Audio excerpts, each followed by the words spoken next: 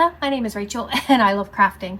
So if you saw my video like a week or so ago, maybe 2 weeks now, you might know that I bought a laser engraver and cutter. I got it's from XTOOL. It's an F1 and it's a smaller one. The bed is only about 4 inches. I did get some accessories like a conveyor belt that could extend that bed, but I haven't even unpacked those yet. I've just been playing with it as is. But I just thought it would be fun to share with you some of the things I've been creating because I've just been having so much fun making all this stuff, and I'm just making it and piling it up like I usually do when I create stuff. Really gotta figure out what I'm gonna do with all this. But anyway, let me just start showing you some of the fun stuff I've been making. Now first we'll start big. Like you guys might remember I did a little short on this where I've been engraving scales, and I engraved orange and black scales with little skulls. And then here's some creations I actually made with those scales. The top and the necklace. The skirt was an old skirt, but I did the top with the black skulls and the necklace with the orange skulls. So that's what it looks like when it's all put together. Let's see here if you can see. Hopefully you can see how that looks. But I'm really happy with that. I love that. And I've been doing a lot of different scale engravings. Like I've been doing like spider web ones, and I really like these scales on scales. Why not? And I have like bats, little bat ones. And then this was a file that was free on the X file, because the X file has like a program or application similar to Cricut's design space. So they'll have free projects that you can download and play with, and they also have projects you can purchase to create. And just like Cricut, they have like, what is that called, like an angel wall or something, where as long as it's not like a property like Disney or something like that, their stuff you can sell. You're allowed to sell if you use their designs and stuff, as long, like I said, as long as it wasn't something that was licensed, if it's just their stuff. So I've been doing a lot of that. And a lot of my designs, because I'm going to be showing you all sorts of different designs, a lot of them are clip art, some are AI. I have been using AI a little bit, but I also use like, what's that called, public domain stuff. And again, the XTOOL program has a lot of free designs and stuff that you can use. Like a lot of these earrings came from, the designs came from XTOOL, where I might combine a few and just do them in different ways. So it's been a lot of fun to do all these different things. But let's show you some other things I have been doing. I'm doing a lot of coasters. These are on slate, and I just think they are so cool. They come out so neat. Hopefully the images are coming through on camera. I have discovered that it works a lot better if I sand the coasters down first. But it rips the feet off because I have a rotary sander. So if I use the rotary sander, which gives me the best finish, it rips the feet off. So I need to order more feet. But I also need to find a way to do it where it won't rip the feet off. And then this one here. But because like I said, the rotary sander gives it the best finish for the coasters. I've done a few hand sanded. They're not quite as good. That you don't get the same, obviously, doing it by hand isn't going to give you that same smooth finish that the rotary sander does, but I still need to work on how to make that work. And then something else I've been doing, a lot of acrylic jewelry, because it'll both print and or engrave and cut acrylic. But this particular one will only do a couple of different colors of acrylic. You can't do lighter colors. You can't do blues, because the laser, because this has 2 lasers in it. It has a blue light laser and a IR laser. And the blue light laser is the one that'll cut through acrylic, but only the dark colors, because like blue acrylic will absorb the blue. So that's not going to work. And lighter colors, I'm not sure the exact science, but it just doesn't work. I've gotten it to work on black, green, red, and orange with varying degrees of success. Like you have to do multiple passes to get it to cut. I've only been able to really get it to engrave on, I think, black maybe the green, I can't remember, but a couple, like the orange won't engrave at all. Like you can very faintly at certain angles see what you engraved on it, but it just won't show up the way it does on other things. Let me show you some of that stuff so you know what I'm talking about. Like here's a pendant I made, and you can see you use the IR laser for engraving, and you can see how nice that came out, and then the blue light for the cutting. And so you have stuff like that, and I have like all these earrings I've been making. And almost all the, not all, but almost all of this jewelry has been from stuff in the XTOOL design space that I've been mixing up in different ways to get different things from. Ah, turn around. There they are. Oh no. There we go. But yeah. I mean, oops, if I throw some on the floor, I'll get to that later. Oh, and I did these like really big, you can see that they're acrylic hoops.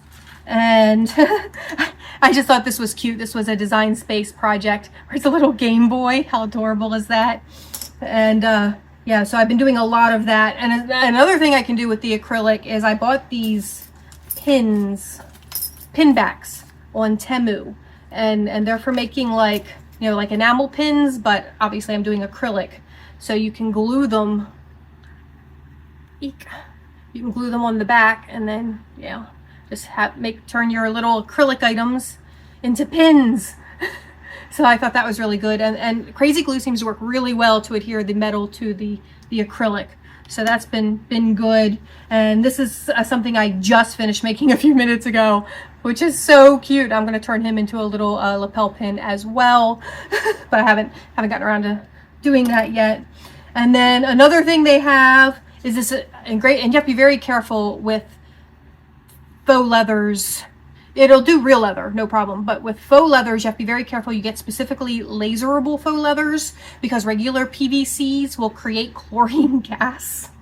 There are some things you should not cut with lasers because it'll create dangerous gases, and regular like PVC and a lot of, you know, PU fake leathers will do that. But they do make a special engravable fake leather, and this was a patch that came with the machine that I gave a shot. So it's got like a silver underlayer, so you engrave the silver underlayer, and then it has it's the iron-on patch. You peel that off and iron it onto something. But then so I was like, oh, let me buy a whole sheet of it. And the only problem with buying the whole sheet was they sent it to me rolled up. And it has to be flat. I need to get it flat. So I've been sitting it underneath heavy things, trying to flatten it out for days now. Every time I take it out, it just curls again because it's got to lay flat for it to properly engrave and cut. But I did finally figure out, because at first I was like also burning through it, like just melting it instead of cutting it. But after doing some research, I'm in a bunch of Facebook groups, searching the Facebook groups because I knew other people must have had the same problem, and that was so right. I was able to find out the settings to use to cut the faux leather. So I've been doing things like this. This is a business logo for me that my old roommate Carol made for me. I think it's so cute. It's like a little scale with bat wings. So I've been putting that on a lot of stuff. Like these are little aluminum cards, so I've been doing that on the aluminum cards, and then I have a QR code on the back which leads to my link tree with all of my links. So that's my new business cards going forward. Something else I've been doing with that is I've been making these cute little wooden keychains, again with my logo on the front and the QR code on the back. This particular batch I didn't center quite right. I've made templates so I could do more than once, but I apparently did not put these on the template properly, or I might have shifted the template after I laid everything down. That's something that happens on occasion too. If I can find a more, okay, here we go. This was my original batch, much more centered, but still they're perfectly fine and they'll work, and the QR codes do work great. So I've been excited about that, but I have a whole pile of those because I'm going to make a bunch of those to, hand out like business cards. And what else we got here? Oh, they also included, because they gave you a small sample pack of materials with the machine, and one of the things they included, at first I had no idea what this was. I'm like, why were these little 4 squares of black paper in here?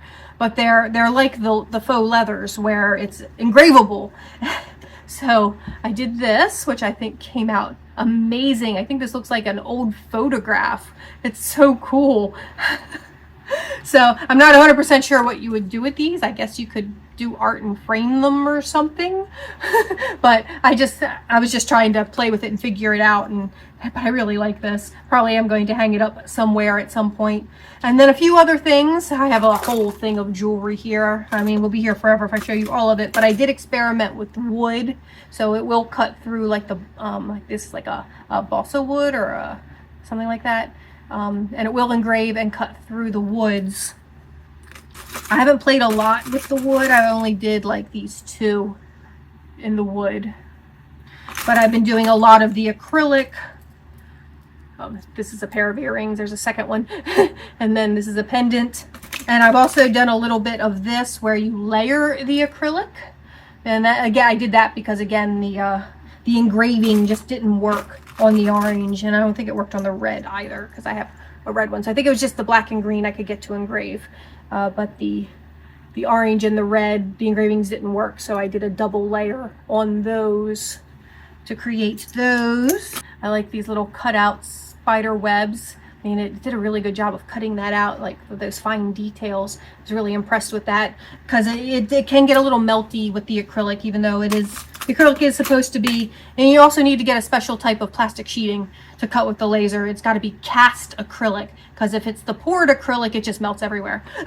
But even with the cast acrylic, you can still, it still gets, you probably can't see it, but it'll put like, if you pay real close attention, there's like marks in it where it kind of, I don't know, bleeds from the edges over into the sides, when it kind of just, not so much discolors it, but just makes it like less shiny, like dull looking. I don't know how to explain it, but so that's something I have to look out for. But if I do one like these where the most of the thing is engraved with the IR laser, then that doesn't matter that it does that, because it gets hidden by the engraving. But yeah, so I've got, like I said, I've got this whole thing of jewelry here. I don't want to show you every single piece.